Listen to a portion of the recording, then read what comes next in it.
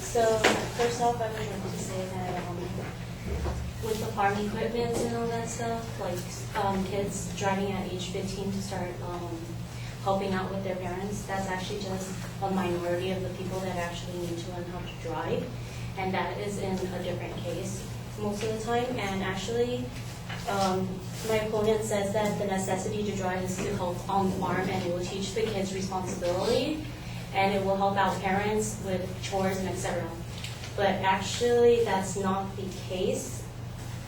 Actually, a majority of the time, according to a national survey shown on Daytime User USA, kids rather go shopping 70% of the time. And actually, with the ability, gaining mobility, it actually offers risk as well as new opportunities and choices for kids to go to different areas, and that is a huge risk issue. According to Youth Ellington, with the increasing mobility and independence, there is potential for exploration of risky behaviors.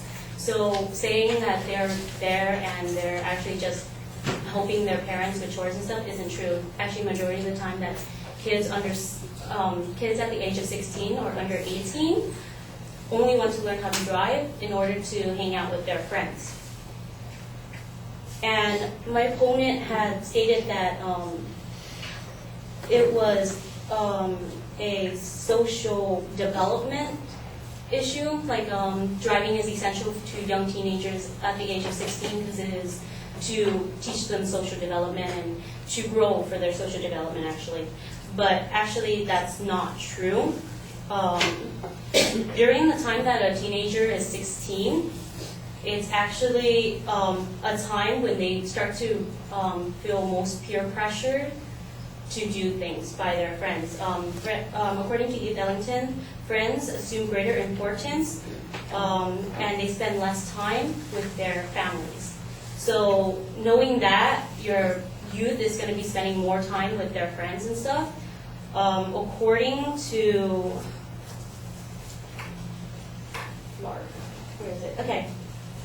According to AutoGuide, Amy Tuckett talks about how peer pressure plays an important role in these type of things.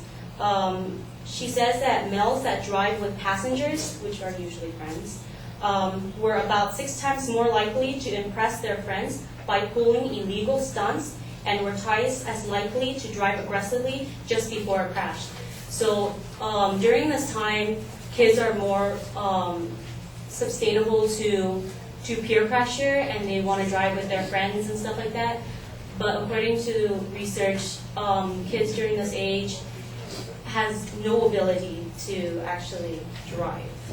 My opponent also states that at 16 it's stereotyping and that all adults and etc.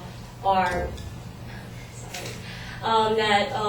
adults are just as risky or has risky behaviors and as compared to 16-year-olds, but actually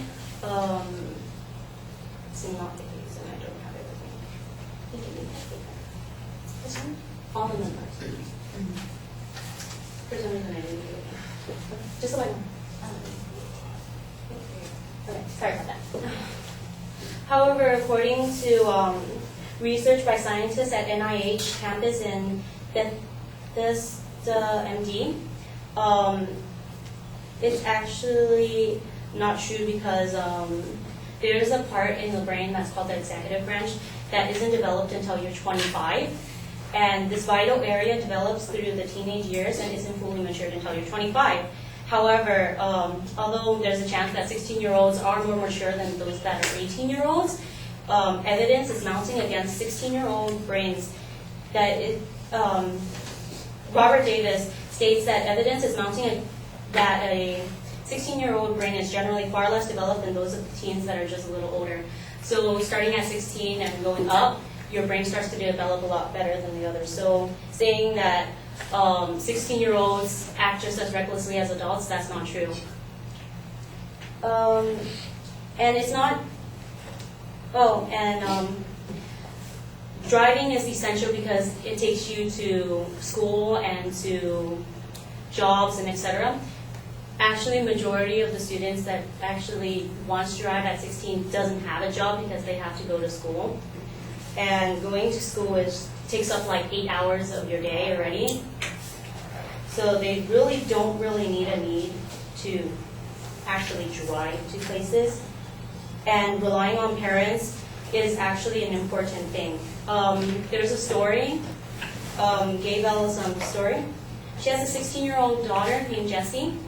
And what happened to Jessie was she rolled her small car into the Missouri ditch and died in July 2003. And although Belle used to say that it was an inconvenience to drive her child to school and drive her child to places, she now regrets it. She says, "We were always together, but not as much after she got her license. If I could bring her back, I'll lasso the moon." So pretty much, she was saying that she would give up anything for a chance to drive Jessie again. And parents think it's an inconvenience to drive. However, their kids' lives are at stake. And raising the driving age to 18, which is a mature enough age where you start to be able to have those motor skills in order to drive, that will save a lot of kids' lives and other people's lives that are sharing the road with you.